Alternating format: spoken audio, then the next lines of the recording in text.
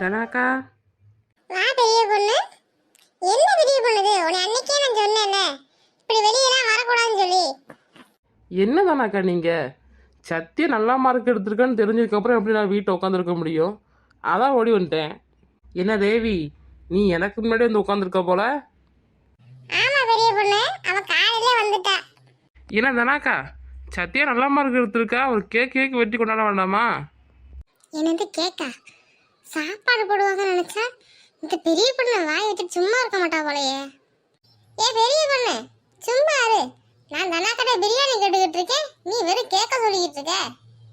என்ன தேவி, பிரியாணி போட்டால் நீங்கள் சாப்பாடு பூரா இங்கேயே முடிச்சிடலான்னு பாக்கியா? உனக்கு வேணா நீ பிரியாணி செஞ்சு சாப்பிடு, எதுக்கு இவங்கள்ட்ட கேட்டுக்கிட்டு இருக்க?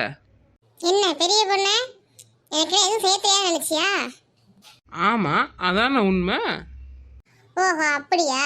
அப்ப நீ சொல்ற மாதிரி இன்னைக்கு கேக்கே வெட்டுவோம். ஆனா கேக்கு கடையில் வாங்கினதா இருக்கக்கூடாது, நம்ம ரெண்டும் செஞ்சுதான் இருக்கணும். நீயும் கேக்கு செய், நானும் கேக்கு செய்யறேன். யார் கேக்கு நல்லா வருதுன்னு பார்ப்போம். ஏ பேபி பெரிய பொண்ணு, சும்மா இருங்களா, சண்டை போட்டுட்டு இருக்காதீங்க. ஏ உங்களுக்கு என்ன வேணா நான் வாங்கி தரேன்ல, சண்டை போடாதீங்க. நனாக்கா நீங்க சும்மா இருங்க, இன்னைக்கு நானா பெரிய பொண்ணான்னு பாத்துருவோம். என்னன்னா இந்த பிள்ளைங்க இப்படி சண்டை போடுதுக்கு? ஐயா அது ரெண்டு பேருமே அப்படிதான்க்கா. ஏ பெரிய பொண்ணு, நீயா கொஞ்சம் பொறுமையா போயிருக்கலாம்ல. விடுங்க தானாக்கா, இது எப்பயும் நடக்கிறதானே. ஆனால் இதுலேயே ஒரு நல்லதுக்கா, இன்னைக்காவது அவள் வாயை திறந்து நான் சமைக்கிறேன்னு சொல்லியிருக்காளே. ஆனா ஆமா பெரிய பொண்ணு, நானே எதிர்பார்க்கல. சரி விடு, இன்னைக்கு அவ எப்படிதான் சமைக்கிறான்னு பாத்துருவோமே. என்ன நினைச்சிட்டு இருக்க அந்த பெரிய பொண்ணு? இன்னும் நமக்கு எதுவும் தெரியாத மாதிரி அவள்கிட்ட எல்லாம் தெரியுற மாதிரி பேசிக்கிட்டு இருக்காளே.